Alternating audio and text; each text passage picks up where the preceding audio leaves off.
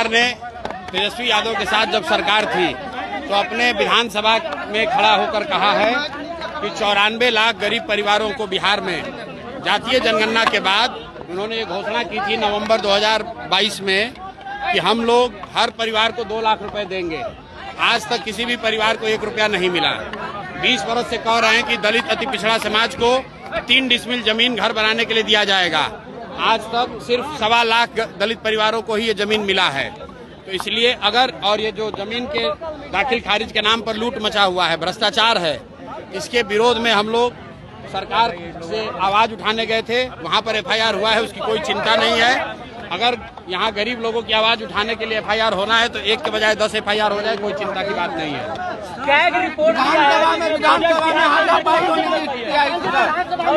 विधानसभा में हाथापाई की स्थिति आई है सर। विधानसभा में कल हाथापाई की स्थिति उत्पन्न हो गई, कैसे देखते हैं? विधानसभा में अगर आप बालू माफिया, शराब माफिया, गुंडा बदमाश को जिताकर भेजिएगा तो विधानसभा में मारपीट नहीं होगा, तो वहाँ पर कोई संवाद तो होने वाला है नहीं। ऐसे लोग को चुनकर जनता भेज रही है जिनको ना भाषा का ज्ञान है ना विषय का ज्ञान है, तो सदन में जाते हैं और जनता का आवाज उठाने के बजाय वहाँ गाली गलौज करते हैं। और वो कल बिहार की जनता ने कल देखा है कि चाहे पक्ष हो या विपक्ष, दोनों का भाषा, दोनों का बात करने का तरीका, गाली गलौज, यही बिहार की राजनीति का संस्कृति बन गया है। और इसी को हटाने के लिए तो जन स्वराज की व्यवस्था बनाई जा रही है। सीएजी ने अपना रिपोर्ट दिया है जिसमें बिहार सरकार अपना बजट खर्च नहीं कर पाई है और 70,000 करोड़ का कोई हिसाब नहीं है। देखिए, ऐसा है कि बिहार सरकार हर साल 40 से 50,000 करोड़ रुपया सरेंडर करती है, खर्च नहीं करती है।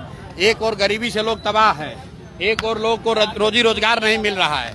सरकार कहती है हमारे पास पैसा नहीं है, और दूसरी ओर 50,000, 40,000, 60,000 करोड़ रुपया ये सरेंडर कर रहे हैं।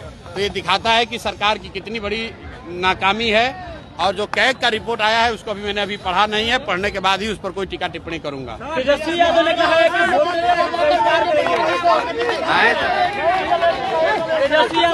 चुनाव का बहिष्कार करेंगे, क्या कहेंगे इस पर? भाई, हर लोकतंत्र में सभी दल, लोकतंत्र में नेता और दल अपना विचार रखने के लिए, अपना रास्ता चुनने के लिए स्वतंत्र हैं। अगर उनको लगता है कि उनको बहिष्कार करना चाहिए तो बहिष्कार करें। ये धमकी देने की गिदड़ भभकी क्यों दे रहे हैं? बहिष्कार करें, इसमें कोई बात नहीं है, उनका निर्णय है।